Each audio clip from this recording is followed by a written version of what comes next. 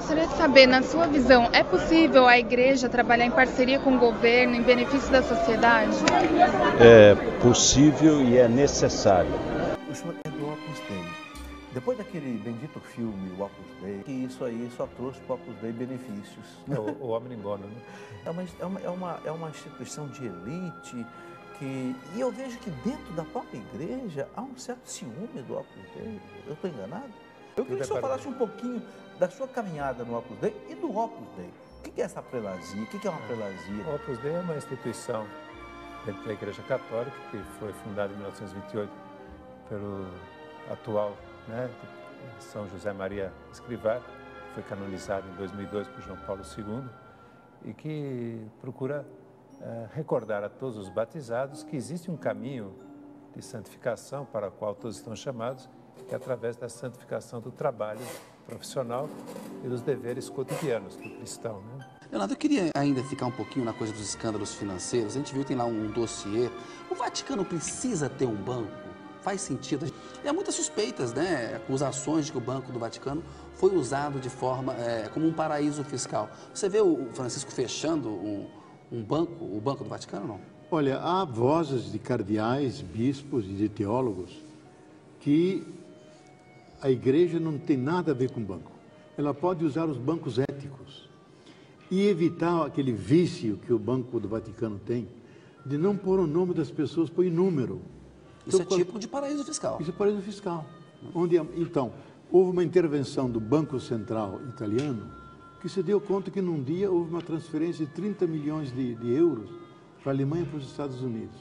E foram verificar, eram os multirricos italianos que queriam sair daquele aperto econômico e pessoal da máfia. Grande surpresa, na época, eu conto isso no livro, até como, assim, estudei em colégio de freira, como católica, além de ser jornalista, tive toda uma educação católica e tal, que isso para mim parecia, além de improvável, parecia absurdo. Eu falo da ligação de uma pessoa especificamente, que hoje está morto, chamado Paul Marcinkus, que foi o arcebispo Marcinkus, que foi um dos piores arcebispos e uma das piores personalidades da história do Vaticano, hoje na Itália acusado de vários crimes, inclusive de participação no assassinato de João Paulo I, que hoje está na Itália, pelo menos cerca de 90 pessoas que eu entrevistei também abordei esse assunto, ninguém mais acredita que o João Paulo I tenha morrido num infarto do miocárdio, como é a versão oficial do Vaticano. E essa história do João Paulo I, que teria sido envenenado? Então eu questiono muito, eu coloco as entrevistas sobre essa questão que você abordou, da ligação do Paul Marcinkus, que era um americano que vivia em Roma e era um arcebispo que era presidente do banco, um dos presidentes de honra do Banco Ambrosiano, o presidente do IOR, que é considerado o Banco do Papa, que é o Instituto de Ópera Religiosa, e que fez um grande dano à Itália e tal, e que era um bispo. Por que há essas coisas? Não, olha, essas realidades que envolvem o Opus Dei, tanto no aspecto de críticas, de incompreensões, são realidades que estão dirigidas não diretamente contra o Opus Dei, mas sim contra a igreja. História da igreja. Por exemplo, há um século chamado a Era Pornocrática, que vai do ano mais ou menos 900 e pouco até 1000 e pouco, onde quase todos os papas foram assassinados, degolados, mortos na cama da amante. Por exemplo, um antecessor do Bento IX, eleito papa com 16 anos, fazia todas as estripulias que não podia em Roma. Vendeu o título e a dignidade de papa por 1000 liras de prata. E foi assassinado na cama com a mulher do outro. Então houve de tudo. E era comum os famosos filtros. Os cardeais com aqueles anéis enormes, que até hoje eles usam. Em cima tem um veneno, você convida para um banquete, você aperta embaixo, abre e você nem termina a refeição, já está envenenado. Papa Francisco corre esse risco? Então eu acho que a gente tem que prestar atenção na história da igreja, porque quando há disputa de poder altamente centralizado e anônimo, tudo pode acontecer. Porque a igreja, além da expertise, da experiência acumulada em mortes súbitas, João Paulo I se supõe com boas bases de que ele não morreu lendo a Imitação de Cristo. Estaria lendo o quê? Ele estaria lendo o relatório da vinculação de vários cardeais com a P2, que é a maçonaria, e grupos da máfia. E isso é que faz toda a diferença. Eu acho que essa é a melhor parceria. É o governo com entidades da sociedade civil e as entidades das igrejas trabalhando junto para a gente poder melhorar a qualidade de vida da nossa população. Chefiados pelo cardeal Tisserand. Quando leu aquilo, ficou desesperado, já tinha problema de pressão, telefonou para o bispo, para o médico dele de Veneza, ele receitou uma dose mais alta. Para controlar a pressão. Para controlar a pressão, e deram 4 vezes a pressão, e o coração estourou.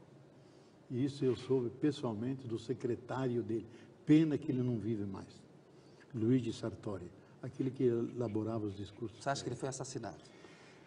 Quer dizer, a suspeita é que, e o fato é isso não está escrito, mas ele me disse pessoalmente isso, que o Papa dorme na câmara dele e a meia altura acima dorme um secretário que por nenhum motivo tem que sair de lá porque ele fica olhando se o Papa passa mal, se tem alguma necessidade. E naquela noite ele não dormiu lá. E por que não dormiu? Pelo exemplo que dá de amor ao próximo. Trabalho na área da educação, com crianças, trabalho nos seminários através da teologia, trabalho social, trabalho na área da saúde, dando a mão ao jovem para que ele saia. Por que o Papa no dia seguinte parece morto? Por que não deixaram fazer autópsia? Então há suspeitas. É como, digamos, você tem uma gaiola com um passarinho, tem um gato aí, e só penas para todo lado. Ninguém viu o gato comendo o passarinho. Mas todo mundo diz, lógico, foi o gato que comeu. Você não pode provar.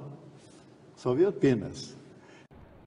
O chefe de uma das mais temidas máfias da Itália foi preso tentando sair do Brasil pelo aeroporto de Guarulhos, na Grande São Paulo. As imagens mostram o momento em que Vincenzo Macri tenta passar pela imigração com o passaporte da Venezuela.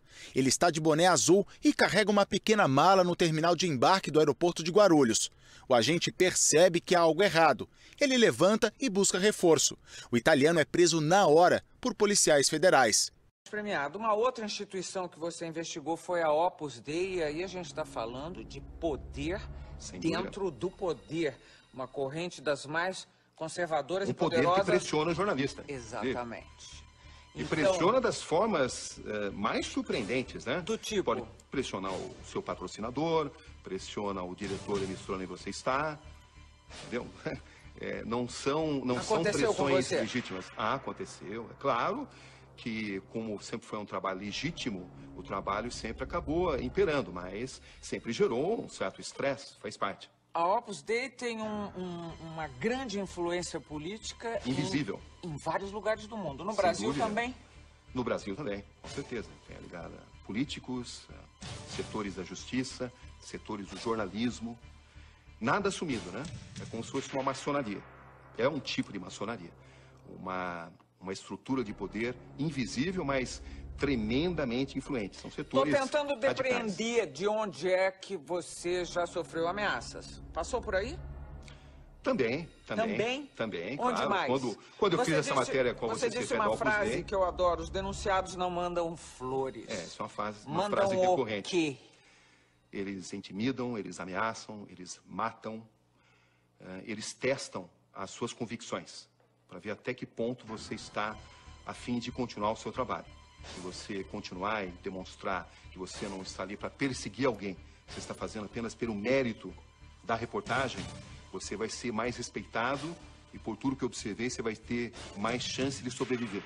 Quando você demonstrar que você não está ali por causa de uma questão pessoal, você está ali por causa do mérito de uma questão. Uma questão pessoal seria... Você está me dizendo que eles testam para ver se você, inclusive, está disponível para uma eventual corrupção, é isso? Sem dúvida. Vincenzo está na lista vermelha da Interpol, a polícia internacional. Ele é um dos homens mais procurados do mundo, apontado como um dos chefes da 'Ndrangheta, a máfia que opera na região da Calábria. O italiano é filho do fundador do grupo criminoso, que atua dentro e fora da Europa. Vincenzo Macri é acusado de controlar durante os últimos 10 anos uma operação de tráfico de cocaína e haxixe no Marrocos, Holanda e na República Dominicana. As substâncias eram transportadas em contêineres e enviadas por meio de navios para a Itália. O criminoso está na sede da Polícia Federal em São Paulo. A extradição dele será requisitada ao Supremo Tribunal Federal. Não há prazo para que isso aconteça. A Polícia Federal e a Interpol vão investigar o que o mafioso veio fazer no Brasil. Que usava o bom nome do Banco Vaticano e se escondendo atrás do número. Então ele perdeu o caráter internacional, está sob intervenção. Então a igreja não precisa de um banco, pode usar os bancos que estão ali. E eu acho, inclusive, que a igreja não precisa nem do Estado Vaticano. É um velho sonho de Dom Helder e de outros de entregar o Vaticano para a Unesco, dizer isso o cristianismo histórico produzia como arte, que é uma coisa extraordinária. Maravilhoso, né? Para a visitação mundial. E o Papa vai viver simplesmente... Com o Bispo de Roma. Com o Bispo de Roma, com a sua diocese. Dom Helder disse isso, ele me contou, disse ao Paulo VI isso. E Paulo VI começou a chorar e dizer, não me deixam, não me deixam, não me deixam. Isso A igreja é a presença viva de Cristo na Terra. E como Cristo, há 2000 anos, ao transitar por aqueles lugares da Palestina, foi seguido por muitos e odiado por outros, incompreendido por outros, perseguidos por alguns, né? Também a igreja, ao longo da sua história, segue o mesmo roteiro da vida de Cristo. É acolhida por muitos, compreendida por muitos, perseguida por alguns e caluniada por um grupo pequeno de pessoas que não querem ver a verdade, o bem, a beleza da vida desde a perspectiva de Deus, então tentam apagar essa imagem da igreja. E uma das formas de atacar a igreja é atacar aquelas instituições que dentro da igreja estão para servi-la, como o Opus Dei, como outras instituições, associações, movimentos, novas comunidades que estão sendo fiéis à doutrina da igreja. Mas nunca no Opus Dei se viu essas campanhas como ofensivas propriamente ao Opus Dei, mas a nossa dor é porque atacam a nossa mãe, a igreja, né? Por isso que... E essa campanha toda contra o Opus Dei, qual foi a repercussão que teve para o Opus Dei, contra o Opus Dei? Tornou o Opus Dei, que já era uma instituição espalhada por todo mundo, mais conhecida ainda, e as pessoas tiveram esse interesse em aprofundar exatamente sobre o espírito do Opus Dei, que significava tanto ataque, né? E ao perguntar, ao se aproximar dos meios de formação do Opus Dei, tiveram a oportunidade de ver que aqueles ataques eram falsos e conheceram a verdadeira espiritualidade do Opus Dei, abraçaram essa espiritualidade. Estão por aí pessoas de todas as raças, todas as cores, de todas as condições sociais, prestando um serviço à igreja, porque o fundador do Opus Dei, São José Maria, dizia que se o Opus Dei não era para servir a igreja, Deus poderia destruí-lo imediatamente, né? Porque isso é uma instituição, todas as instituições dentro da igreja estão para servi-la no seu objetivo, que é a aplicação da salvação, da redenção realizada por Jesus Cristo, né? É muito importante isso, que as pessoas, inclusive dentro da própria igreja, conheçam de perto os movimentos das congregações, as prelazias, né? E não se deixe guiar pela mídia que está aí fora, que fica falando as coisas, né? Eu não sou do Opus Dei, não sou do numerário, nem nada, eu não pertenço a nenhuma instituição da igreja e procuro servir a todas. Claro. Eu hoje estou aqui na Canção Nova, servindo aqui a igreja através da Canção Nova por razões históricas, que eu conheci Monsenhor Jonas aí a questão de 40 anos atrás, mas eu não me nego de trabalhar com curso de cristandade, encontro de casais, cursos de noivo na paróquia, renovação carismática, os casais de Nossa Senhora. Onde me chamam é da igreja, está aprovado pela igreja, eu estou aí. Claro. Né? A gente não pode se deixar levar por essas ondas, né, por essa maledicência que muitas vezes a gente vê aí na mídia. Aquilo que numa sociedade pagã não era condizente com a dignidade da pessoa humana. Então, o Opus Dei recorda essa primitiva cristandade, essa primeira geração dos nossos irmãos na fé, e trouxe para o século XX, né, e para os seguintes séculos justamente essa mensagem. Mas, afinal de contas, que instituição é essa que deixou marcas tão profundas nessas pessoas? Por que normas tão rígidas?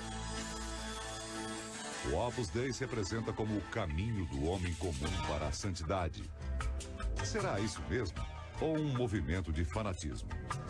Para responder a essas questões, vamos para a Espanha, onde tudo começou. A ordem foi fundada em Madrid em 1928 por José Maria Escrivá.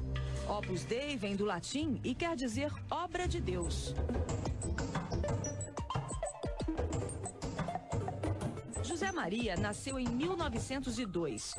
Foi considerado um religioso muito rígido por pregar obediência cega aos dogmas da Igreja Católica.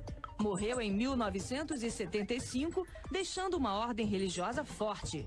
27 anos após a sua morte, foi canonizado.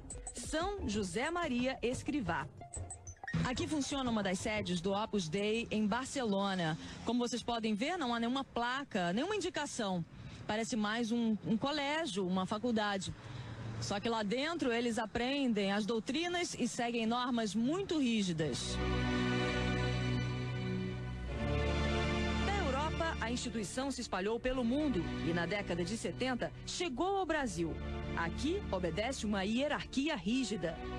A sede do Opus Dei está em Roma, de onde saem as orientações para as ordens de todo o mundo.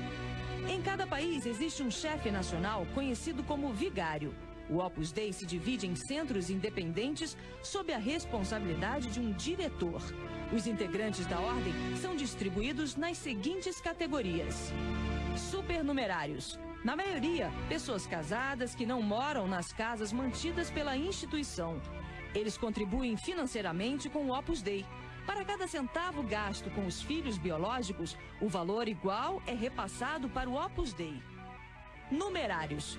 É formado por homens e mulheres. Todos assumem os compromissos de pobreza, obediência e não praticar sexo. São eles os responsáveis por fazerem propaganda do Opus Dei e convidar novos membros para a ordem. A menina dos olhos do Opus Dei é o que eles chamam de numerário, porque o numerário vai funcionar como uma pilha de energia para a instituição. Porque você veja bem, o numerário não vai se casar, o numerário vai entregar todo o salário para os cofres do Opus Dei e o numerário vai obedecer cegamente. As mulheres ocupam, assim como os homens, as mesmas funções. Além disso, frequentam uma outra categoria, a de numerárias auxiliares, pessoas que se dedicam a serviços domésticos nas sedes mantidas pelo Opus Dei. Muitas mulheres são vítimas de discriminação. O livro Opus Dei, Os Bastidores, acaba de ser lançado e virou tema de uma reportagem da revista Época. O texto traz depoimentos reveladores. Algumas numerárias auxiliares, que por razões físicas não podiam trabalhar mais, foram expulsas sem nenhuma explicação, sem dinheiro ou casa para onde ir. Jean Lawand, doutor em Filosofia e História da Educação, é um dos autores do livro. Entrou para o Opus Dei quando ainda era garota. Frequentou a ordem durante 35 anos. Há 3, decidiu sair e contar para o mundo a experiência de quem se dedica ao radicalismo religioso. O que ele diz causa espanto. Aproveitando a nossa experiência de tantos anos na obra, resolvemos alertar a igreja e a sociedade sobre esses bastidores que são de seita, uma seita embutida na Igreja Católica.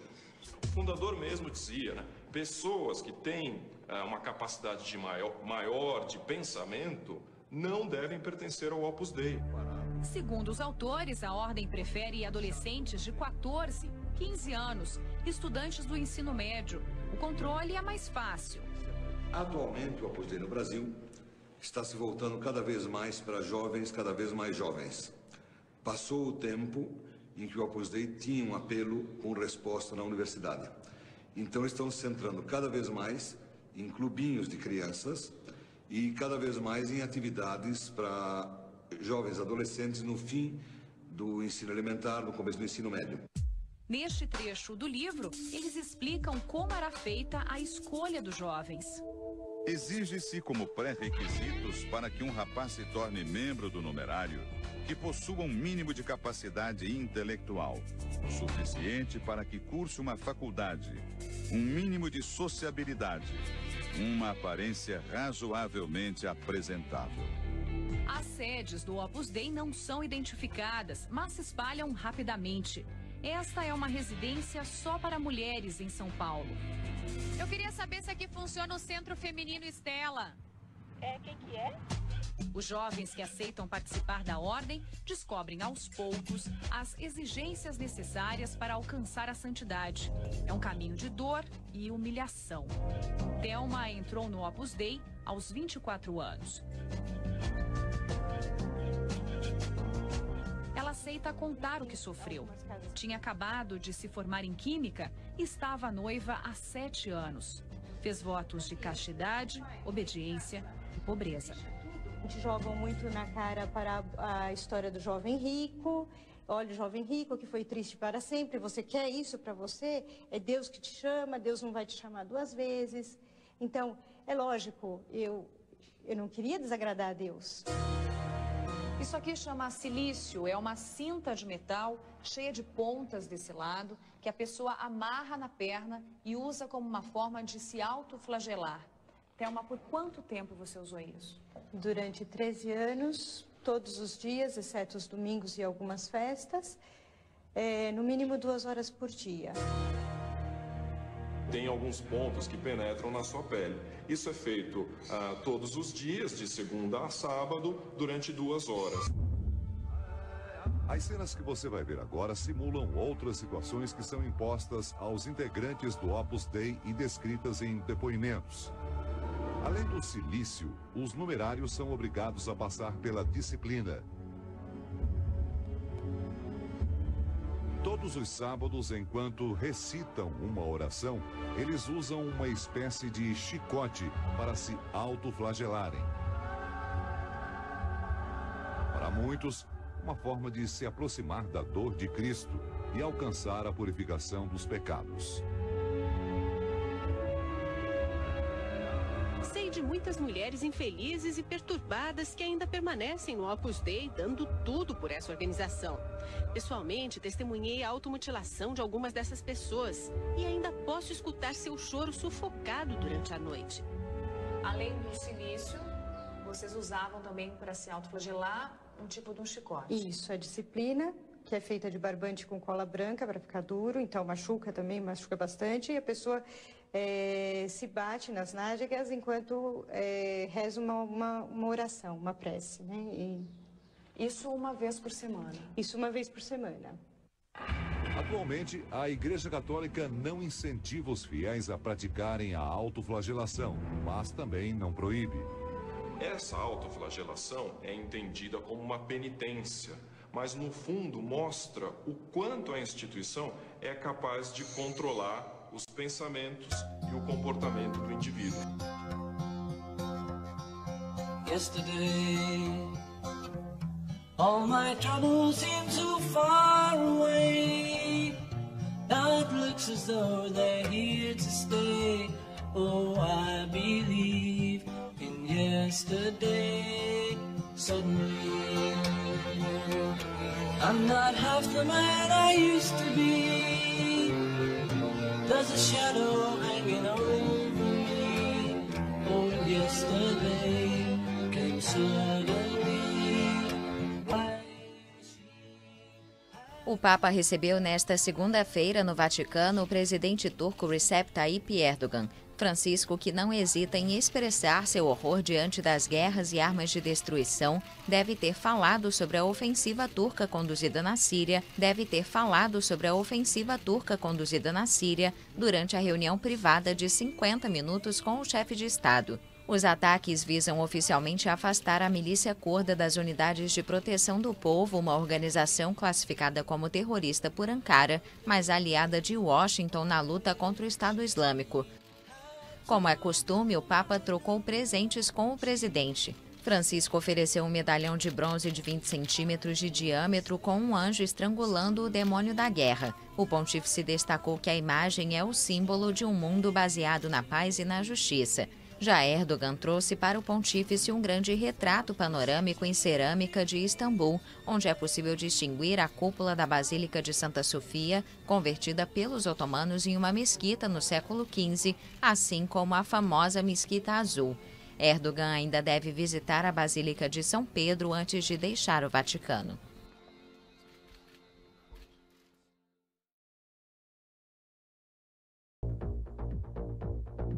Que o Vaticano é o principal acionista da maior indústria de armamentos do mundo. Essa é chocante, hein? Então há suspeita. Talvez poucas pessoas saibam de que a fábrica de armas Pietro Beretta, né? A gente lembra da arma Beretta Limitada. A maior indústria de armas do mundo é controlada pela holding SPA Beretta, e que o acionista majoritário da holding é SPA Beretta, depois de Gussali Urgo Beretta, é o Instituto para Obras de Religião, IOR, comumente conhecido como Banco do Vaticano, a instituição privada fundada em 1942 pelo Papa Pio XII e com sede na cidade do Vaticano. Isso é muito curioso. Como que o Vaticano lucra com a guerra? E ninguém fala disso. Eu não sabia. Eu não tinha ainda essa clareza que eu estou vendo dessa informação. É como, digamos, você tem uma gaiola com passarinho e tem um gato aí e só penas para todo lado. Ninguém viu o gato comendo o passarinho. Todo mundo diz, lógico, foi o gato que comeu. Você não pode provar. Só vê penas.